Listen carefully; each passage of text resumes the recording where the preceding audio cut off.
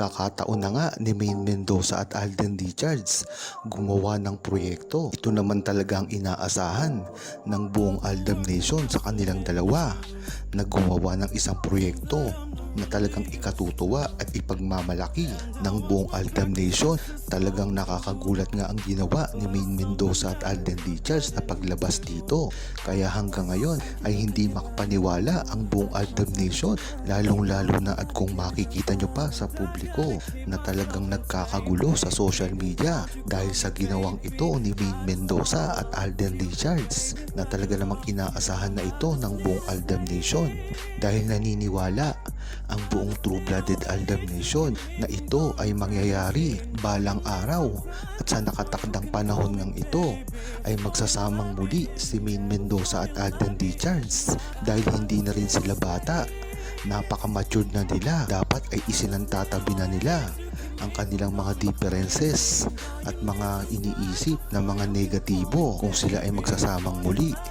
Kung matatandaan nyo ay hirap na hirap talaga si Maine Mendoza at Alden Richards na magsama sa publiko dahil na rin sa mga pambabash na tinatanggap nila. Kung matatandaan nyo ay talagang si Alden ang umani ng pinakamaraming basher dito, miski ang kanyang mga personal na buhay na ay nauukat pa. Ngunit si Maine Mendoza naman ay napakatatag din ang ginawa at talagang hindi nagpatinag sa mga bashers. Dito mo talaga malalaman na talagang kung talagang true fan ka ng Aldab Nation simula dati pa lamang at umpisa ay malalaman mo kung gaano talaga katatag si Alden Richards at Maine Mendoza sa dami ng pambabash na ginawa sa kanila noong kasagsagan pa ng Aldab Nation at mga pakaliserye. Ay makikita mo dito kung paano nila ito hinandle. Talagang ang ginawa lang nila dito ay gawin ang tama at talagang makinig sa sinasabi ng publiko at talagang hindi nila pinapansin ang mga bashers na ito na wala naman talagang ginawa kung hindi sirain lamang sila at wala silang mapapala dito kung sakali man nilang papatulan ito. Kaya noon pa man at hanggang ngayon talagang ang suporta ng buong publiko ay nakina Maine Mendoza at Alden Richards at kahit kailanman ay hindi na ito mawawala. Napakaraming isyu nga ang nabuksan neto lang mga nakaraang araw dahil na rin ito sa mga hiling ng publiko, lalong-lalo na ang buong Aldab Nation ang muling gagawing pagtatambal ni Maine Mendoza at Alden Richards dahil ito sa nangyari noong birthday ni Maine Mendoza sa Itbulaga na tila gustong-gusto ng publiko na muling magsama si Maine Mendoza at Alden Richards. Ito naman kasi talaga ay tunay na nangyari kung napansin nga ng publiko ang talagang kagustuhan na magsama ang dalawa dahil ito nang mabanggit mismo ni Maine Mendoza ang pangalan ni Alden Richards ay tila napakaraming fans ang humiyaw dito at nangangailangan ng muling pagtatambal ni Maine Mendoza at Alden Richards. Ito ay talagang tunay at organic na nangyari, hindi ito scripted dahil kung sabihin nila plano na gawin itong scripted ay nagkakamali sila dahil ito ay nangyari na mismo sa loob ng Itbulaga. Talagang napatunayan dito ang clamor ng kagustuhan ng pagtatambal muli ni Maine Mendoza at Alden Richards at paggawa nila ng pelikula na inaasahan naman talaga ng publiko dahil mismong nabanggit na nito ni Alden Richards lalong-lalo na sa kanyang recent interview kung gusto niyang makasama si Maine Mendoza. At ang sagot dito ay talaga namang gusto niya itong makasama dati pa lamang kung hindi nga lang natuloy ang movie ni Catherine Bernardo at Alden Richards ay tila mauuna pa ang movie ni Maine Mendoza at Alden Richards na pagsasamahan nila noong nakaraang taon. Kaya dito mo malalaman na talaga ang kagustuhan ng publiko at ng buong Aldab Nation ay ang pagbabalikang ng movie ni Maine Mendoza at Alden Richards at itong tagpo na ito ay magtatala na naman sa history ng panibago na namang record na gagawin ni Maine Mendoza at Alden Richards sa buong Pilipinas. Isang malaking desisyon na ang ginawa ngayon.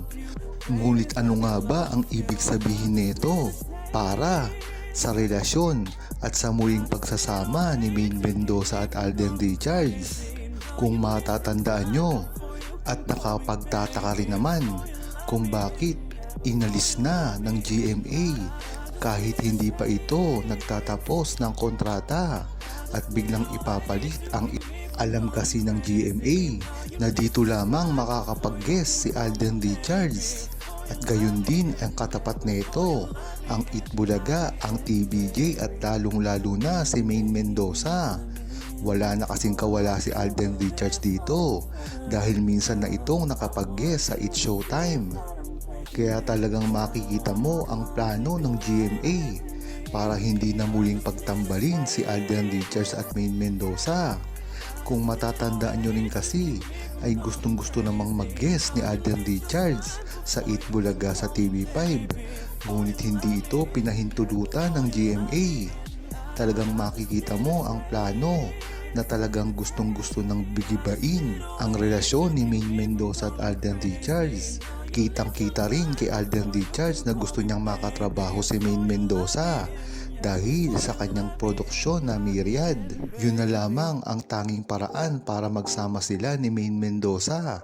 Kahit hindi man sa Itbulaga ay magsama sila sa labas gamit ang produksyon ni Alden Richards sa isang pelikula o sa teleserye.